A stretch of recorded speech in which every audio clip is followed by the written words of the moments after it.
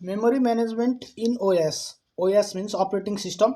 Memory management operating system मा memory management भन्ने हाम्रो एउटा युनिट छ। यो युनिट भित्र हामीले चाहिँ पेज रिप्लेसमेन्ट एल्गोरिदम्स भन्ने चाहिँ टपिकलाई कभर गर्नुपर्ने हुन्छ। यो पेज रिप्लेसमेन्ट भनेको के हो त भन्दाखेरि चाहिँ हाम्रो यदि मेन मेमोरीमा हाम्रो डेटाहरू एभाइलेबल हुँदैन भने with the help of page or page frame त्यहाँबाट चाहिँ हामीले चाहिँ के गर्छौं त डेटाहरूलाई रिप्लेस गर्ने काम गर्छौं। त्यसको लागि हामीसँग एल्गोरिदम्सहरु छ जुन FIFO optimal page replacement algorithm, list recently used algorithm, अरु अन्य पनि छन् जस्तो LIFO छ हैन, मोस्ट रिसेन्टली युज्ड भन्ने पनि छ।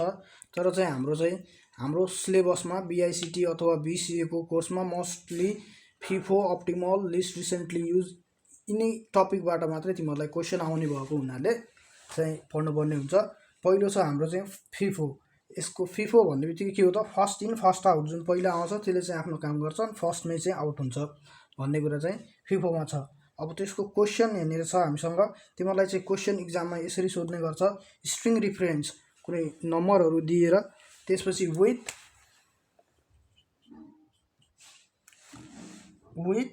Page frames with 5 page frame, with 3 page frames, 4 page frames भनेर दिन्छ है। अनि यो पेज फ्रेम्स को ठाउँमा चाहिँ कहिलेकाहीँ स्लट्स भनेर पनि दिदेला। यो भनेको मिनिङ एउटै हो है। यहाँ चाहिँ हामीले निकाल्न पर्ने के हुन्छ भनेपछि अब यसमा यस्तो क्वेशन दिएर calculate page faults, number of page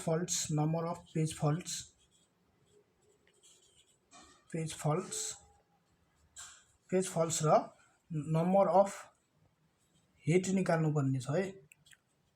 यसमा हिट भनेको यदि मेन मेमोरीमा अलरेडी छ भने त्यसलाई चाहिँ हामीले रिप्लेस गर्नु परेन, त्यो भनेको चाहिँ हिट भयो। यदि पेज फल्ट आउँछ मतलब हाम्रो मेन मेमोरीमा चाहिँ त्यो डेटै एभाइलेबल छैन भने चाहिँ त्यो केसमा चाहिँ पेज फल्ट हुन्छ। त्यसलाई हामीले चाहिँ मिस भनेर रिप्रेजेन्ट गर्छौं है त। अब यसलाई चाहिँ हामी गरेर हेरौं।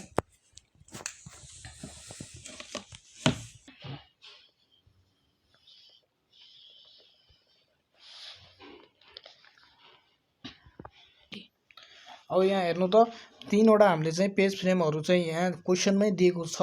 त्यो दिएको अनुसार हामीले चाहिँ फ्रेम 1, फ्रेम 2, फ्रेम 3 यसलाई चाहिँ यसरी हामीले रिप्रेजेन्ट गर्यौं। अब त्यसपछि चाहिँ हाम्रो यो नम्बरहरुलाई चाहिँ यसरी राख्यौं भने हामीले चाहिँ करेक्ट ठाउँमा चाहिँ रिप्लेस गर्यौं भन्ने हामीलाई चाहिँ थाहा हुने हुनाले यसरी चाहिँ यसलाई राख्दाखेरि सजिलो हुने भयो हामीलाई। 3 2 5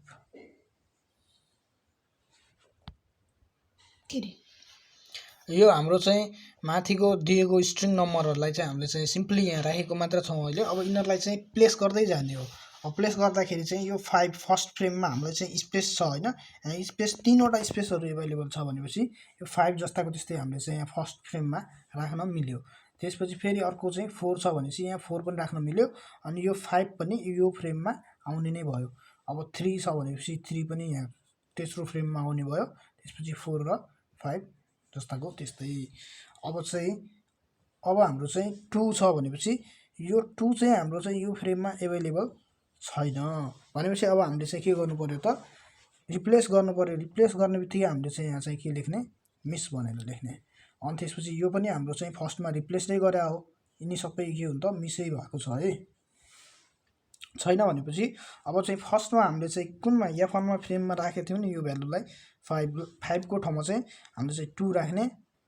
त्यसपछि अरु चाहिँ जस्ताको त्यस्तै। अब हेर्नुस् त फेरि यो 5 को पाला आयो। यो यसलाई चाहिँ यो टाइममा चाहिँ हाम्रो 5 को टाइम आयो भनेपछि अब चाहिँ यसमा के छ त हाम्रो चाहिँ छैन, यो डेटा एभाइलेबल छैन। अब यहाँ पनि के हुने भयो त मिस हुने भयो। मिस हुने भएपछि अब चाहिँ यो हाम्रो फर्स्टमा आएको चाहिँ हामीले चाहिँ यसलाई चाहिँ राखिसक्यौं अनि यो फ्रेमलाई आउट पनि गरिदिसक्यौं। अब यो फ्रेममा चाहिँ हामीले इन्सर्ट गर्न मिलेन। अब चाहिँ अर्को फ्रेममा चाहिँ सेकेन्ड टाइममा चाहिँ यो 4 मा आएको छ भने अब यो 4 को ठाउँमा चाहिँ हामीले चाहिँ 5 राख्ने अनि अरु भ्यालु यही भ्यालु 3 र 2 जस्ताको त्यस्तै हामीले चाहिँ यहाँ राख्छौं। अब फेरि यहाँ चाहिँ पालो आयो अर्को 4 को। अब 4 को पालो आउँदाखेरि चाहिँ यहाँ चाहिँ यो पुरानो यो हाम्रो मेमोरीमा छैन हैन यो डेटा।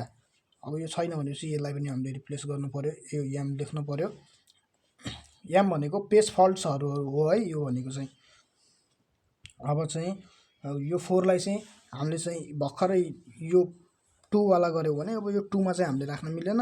यो पनि हामीले गरिसकेछौं। अब चाहिँ F3 मा राख्ने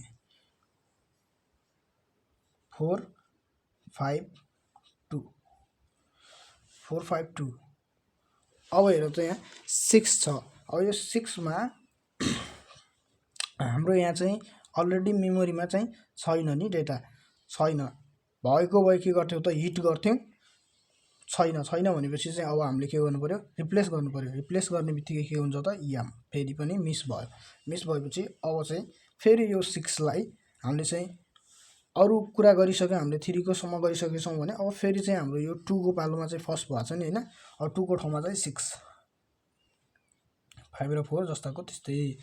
अब यहाँ हेरौ त 5 भन्ने आयो अर्कोमा। अब 5 चाहिँ हाम्रो यो अलरेडी यो ठाउँमा चाहिँ यो मेमोरीमा चाहिँ अलरेडी एलोकेट भइसकेको छ भनेपछि 5 जस्ताको त्यस्तै 4 पनि जस्ताको त्यस्तै अनि 6 पनि जस्ताको त्यस्तै। यो ठाउँमा चाहिँ के भयो त हिट भयो डेटा मिलेको अवेलेबल भएको हुनाले त्यहाँ चाहिँ हिट भयो भन्ने राख्नु पर्यो है।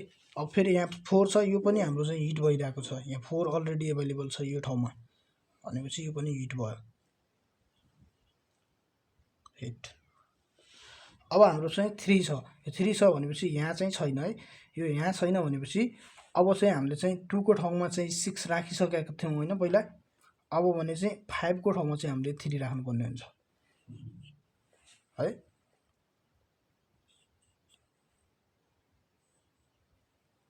यो पनि मिस भएपछि अब हाम्रो छ 2। अब 2 पनि यो पुरानो डेटामा छैन भनेपछि यो ठाउँमा हामीले राखिसकेछौं भनेपछि अब यसलाई चाहिँ फेरि माथिमा राख्ने 6।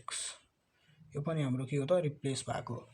अब अर्को छ यो डेटामा चाहिँ अलरेडी छ 6 छ भनेपछि हिट भयो लास्टको 2 यो पनि हिट भयो। अब नम्बर अफ पेज फल्ट कतिवटा भयो त 1 2 3 4 5 6 7 8 9 वटा number of page fault faults equal to 9 भयो भने नम्बर अफ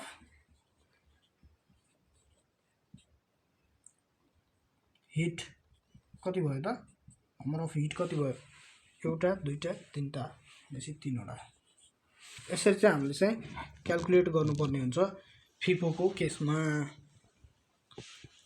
अब अर्को कुरा के छ भनेपछि यदि तिमीहरुले चाहिँ हिट रेशियो निकाल्नु पर्ने भयो भने अब चाहिँ पेज फल्ट को रेशियो निकाल्दाखेरि के गर्ने त 9। अब चाहिँ नम्बर अफ स्ट्रिङ कतिवटा छन् 1 2 3 4 5 6 7 8 9 10 11 12 इन्टु 100 गर्ने अनि यो चाहिँ कति पर्सेन्ट हुन्छ 3 3 जा 9 3 4 जा 12 300 डिवाइड बाइ 4 भयो भने चाहिँ 4 भयो भने यसको कति पर्सेन्ट आउँछ त्यो चाहिँ त्यो पर्सेन्ट बराबरको चाहिँ रेशियो भयो है हिट रेशियो। यो चाहिँ के हो त hit page fault ratio RATI ratio equal to यति पर्सेन्ट भनेर यसरी चाहिँ क्याल्कुलेट गर्ने।